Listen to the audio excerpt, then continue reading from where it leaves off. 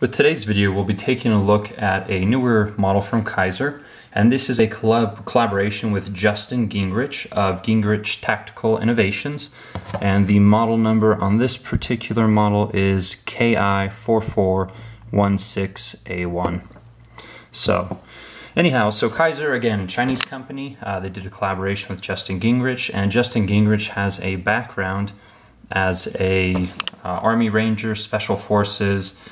He currently owns a company which is Gingrich Tactical Innovations, and they do survival and weapons training, and he is also a custom knife maker.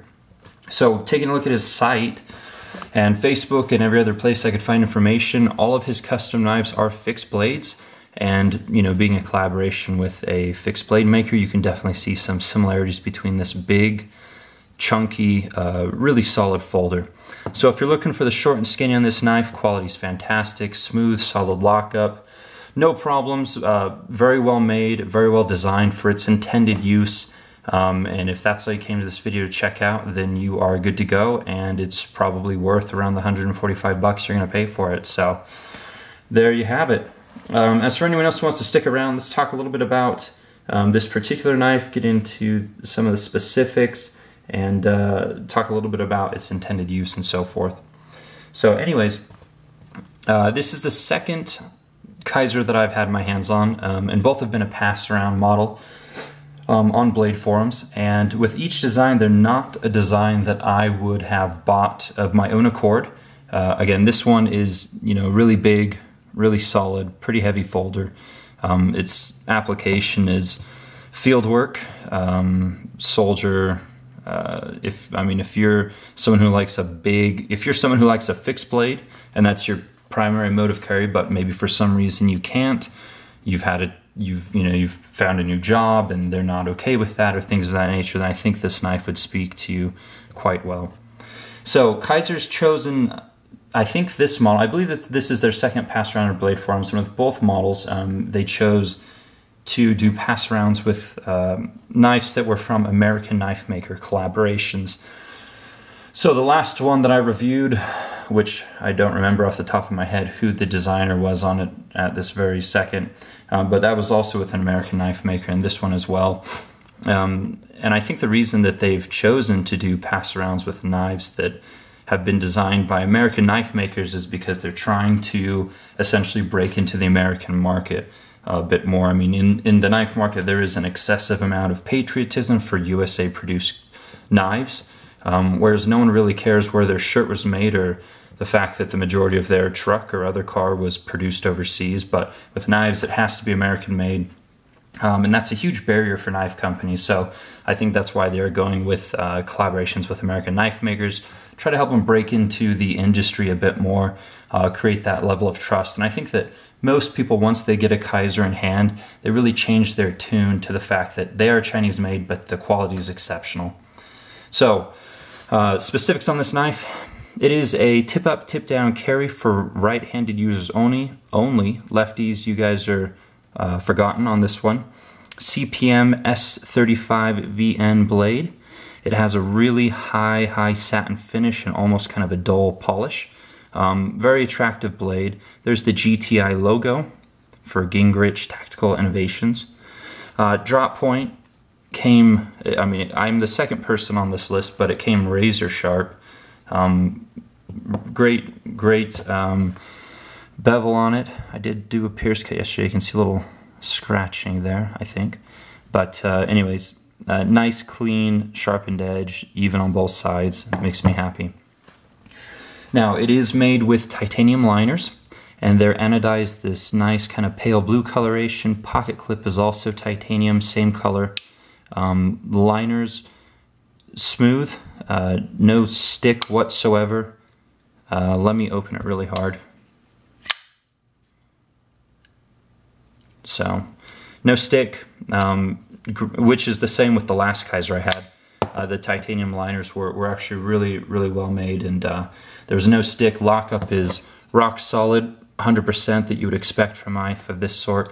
Blade centering, it is a smidgen off center. As you can see, it is favoring that side a teeny bit, and I can't adjust it because I don't really have a tool that works well with this type of pivot, and I'll talk about that in a second.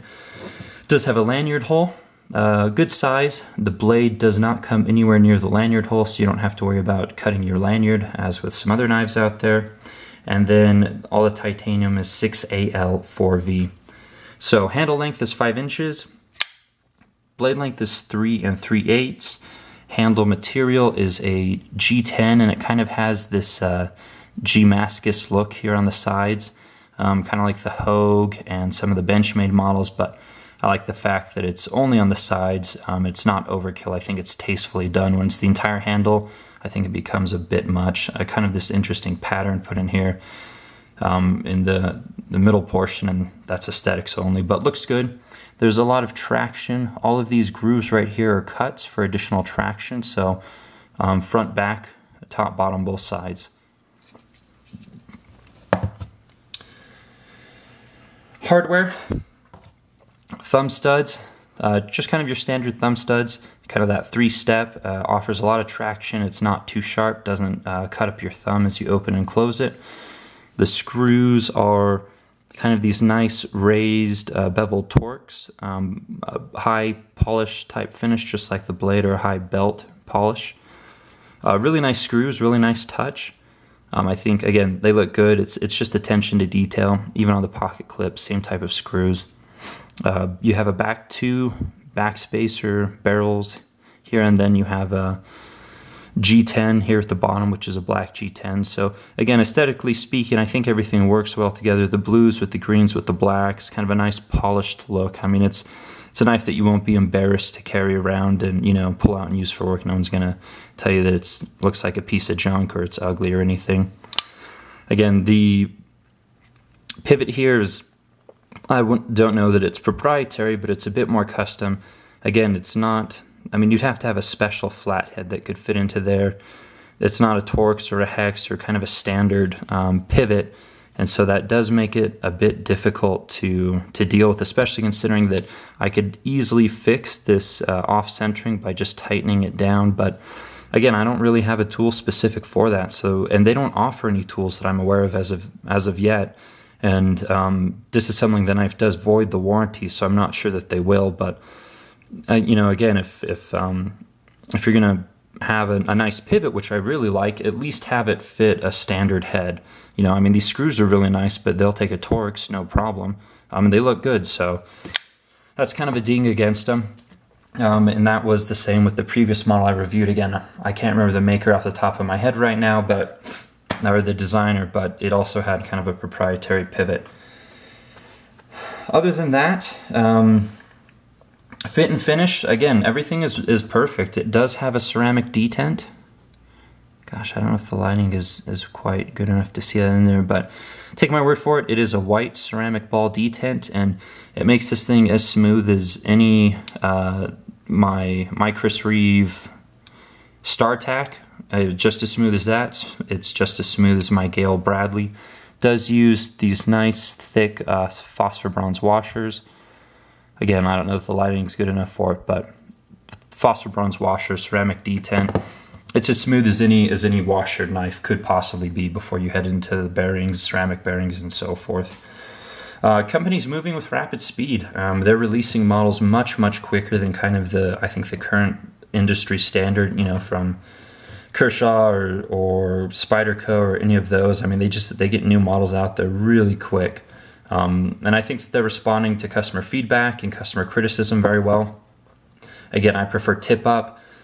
A lot of their models have tip-up now. Some of their new prototypes, which I'm interested in, don't seem to have that. But anyways, they do listen to customers. There is a language barrier, but they still make, you know, a considerable effort to hear what the customers want and meet their needs, and they're doing it very quickly. And I think they're filling the middle market well. Again, this is 145 like on Knife Center as of August 2014, so, you know, kind of near the $150 mark, and there's not really a lot going on there. There's a lot at the lower end, there's a lot at the higher end, but they're really filling the middle market well with really good knives, really good fit and finish. Again, if you haven't tried one, just get one in hand and give it a chance before you make a judgment. This one is not absolute perfection because of the centering, but other than that, everything else is perfect. And again, that centering is pretty acceptable for the most part. I mean, I've gotten, you know, Benchmades that were way worse. So again, not my first choice as far as their models go, but again, I think they're trying to pass down knives that have been done in collaboration with American knife makers. They do have some other cool models out there that I'd like to get my hands on and review, and I'm sure that the quality and the fit and finish is just as good as any of these. So, you know, it's only a matter of time before I finally get my own Kizer, but again, I have no qualms and I have no hesitations in doing so. Let's do one final kind of close-up look at the knife. Ignore the fingerprints, but the nice satin finish, thumb studs, G10 with kind of that G-Mascus look, blue liners, titanium pocket clip. Feels the hand really well. There's no jimping, but as with a fixed blade, you don't need it. So I mean, it's really hand filling. It's pretty dang thick. Let's do some size comparisons before I forget. Spyderco Tenacious, also green G10. Benchmade 710. This one does have custom scales, but the 710 is just a smidgen longer. Obviously, you can see that the Spyderco Tenacious is shorter. So as far as thickness goes, there's going to be a huge difference in the thickness. Right there, you can see that. That's a quite a big difference right there. And with the 710, these are custom scales, so should be fairly close to the standard models though. But again, big knife, great ergonomics. If you like a fixed blade and you want a fixed folding knife, this is a knife for you. So any questions, comments, or concerns, feel free to put them down below. Other than that, thanks for watching. Take care.